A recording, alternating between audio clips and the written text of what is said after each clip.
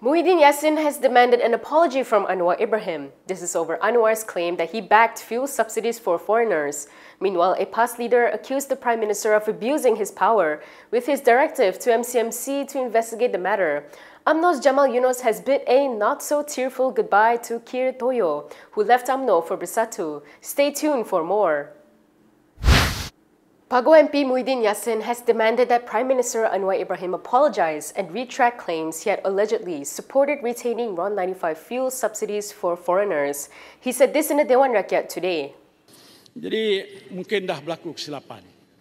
Jadi agak susah bagi Perdana Menteri yang kata, Muhyiddin, aku sorry lah, salah. Dia boleh cakap begitu je, okey.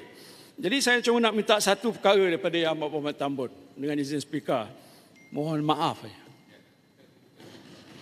Tarik baliklah kenyataan. Saya ini rela. Saya akan terima maafnya sekarang juga. Jadi itu saja yang saya nak sebutkan. Tapi saya nak beritahu kalau yang Ahmad-Tambun tak minta maaf, saya akan bawa perkara ini kepada yang berhormat speaker di bawah jawatan kuasa hak dan kebebasan Dewan. Terima kasih dan saya info. Muhyiddin also reiterated that he had never said the statement as claimed by Anwar. He stressed that parliamentary immunity does not spare a person from the sin of slander. Dan saya telah tegaskan Tuan Ketua bahawa kenyataan tersebut adalah tidak benar sama sekali. Saya ulang, tidak benar sama sekali. Carilah di mana-mana dalam dunia cyber, tidak akan ada kenyataan yang saya buat sebegitu. Bermakna apa yang telah pun disebutkan oleh Tambun nyata suatu fitnah. Ya, Muhammad Tambun. Pagoh. Kalau di Dewan ini pun kata dia ada imuniti, Tuan Ketua, Allah SWT tak ada beri imuniti. Ya, Pagoh, laluan fitnah hukumnya haram. Dalam Dewan pun haram, di luar Dewan pun sama-sama haram. Yesterday, Anwar had ordered MCMC to investigate whether Muhyiddin had made any statements supporting foreigners' right to subsidized fuel after the PN chairperson's initial denial of his statement in the Dewan Rakyat on Tuesday during the Prime Minister's question time. Past Information Chief Ahmad Fadhli Shaari also commented on the matter. He accused Anwar of abuse of power. This was over his order to MCMC to investigate the matter. In a post on Facebook, he said it is political interference in an enforcement body that should act independently. Fadhli added that Muhyiddin's denial contained no elements of threats, insults, or improper communication that could be prosecuted under Section 233 of the Communications and Multimedia Act 1998. He pointed out that this section only applies to obscene, false, or harassing content, not denial of political statements made in Parliament. Fadhli also cited Section 4(2) of the MCMC Act, which says the Commission must act independently and is not subject to direction from any party except where clearly stated in law. He said Anwar's order to the MCMC is improper and contrary to the spirit of institutional independence. Fadhli stated that this could constitute abuse of office and it could fall under Section 23 of the MACC Act, which criminalizes using public office for personal or political gain. Fadhli added that the directive also potentially infringes upon Muhyiddin's constitutional right to free speech under Article 10(1)(a) of the Constitution. With this, he urged MACC to investigate Anwar for possible abuse of power and suggested for a parliamentary committee or the PAC to summon both the MCMC and the PM's office to explain the directive on Muhyiddin.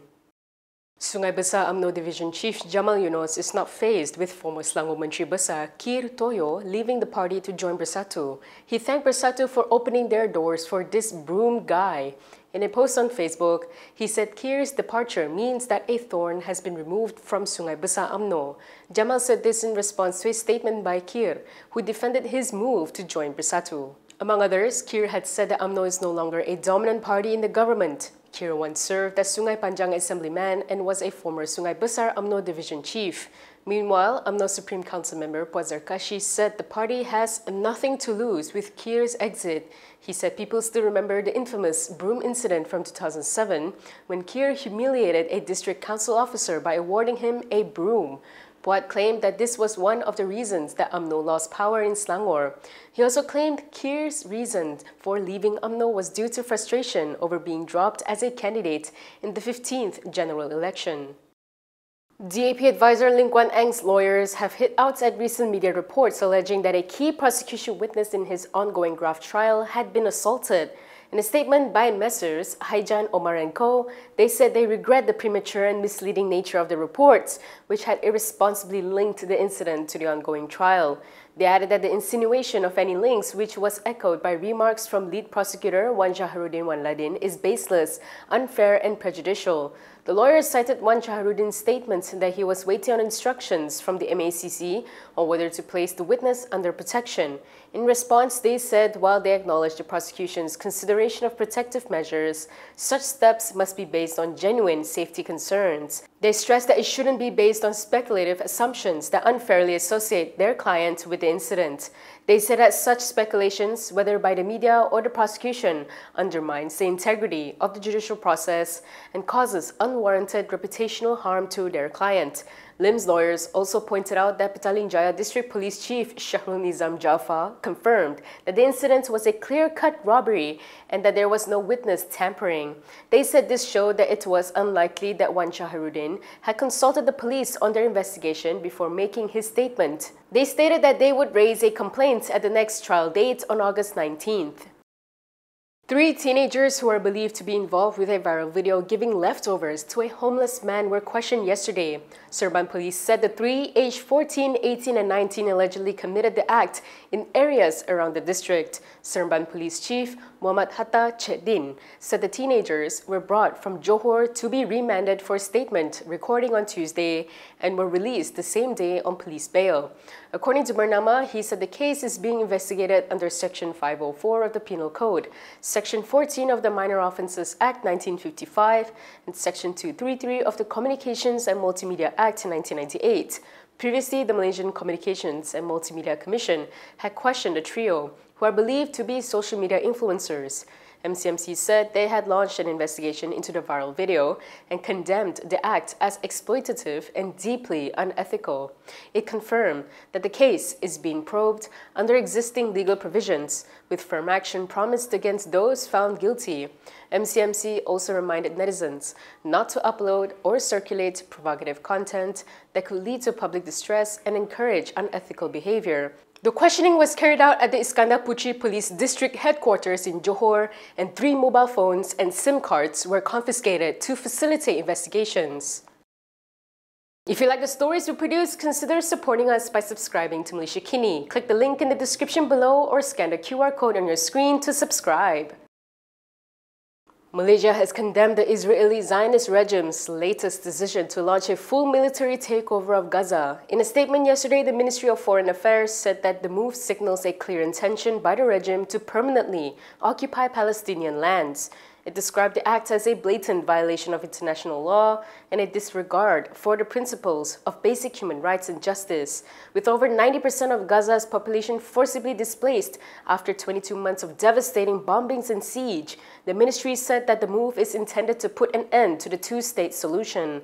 It warned that allowing Israel to continue could jeopardize the peace process and deprive the Palestinian people of their right to self-determination. The ministry urged the international community to take urgent and concrete actions towards recognizing the state of Palestine based on the pre-1967 borders with East Jerusalem as its capital, as well as its admission as a member of the United Nations. It also called on the establishment of a permanent ceasefire, the full withdrawal of Israeli forces from Gaza, and the immediate lifting of all blockades that restrict humanitarian access and delivery of aid into Gaza.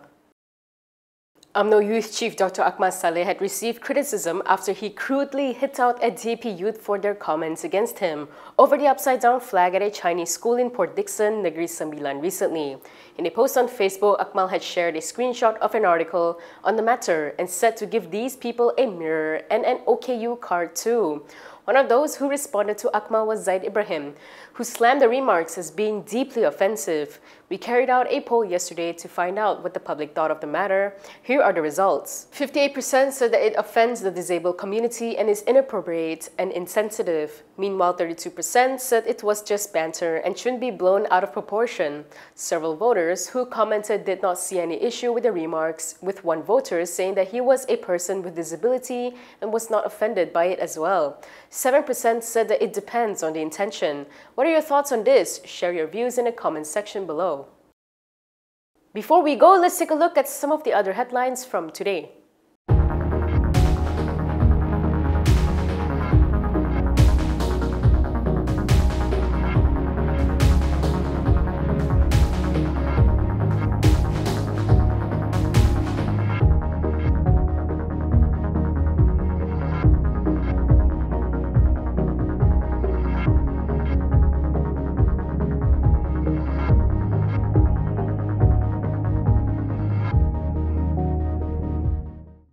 That is all from me today. For more stories, you can go to kinitv.com. You can also follow us on Instagram, X, YouTube, and Facebook for the latest news updates. I'm Camelia. Thanks for watching.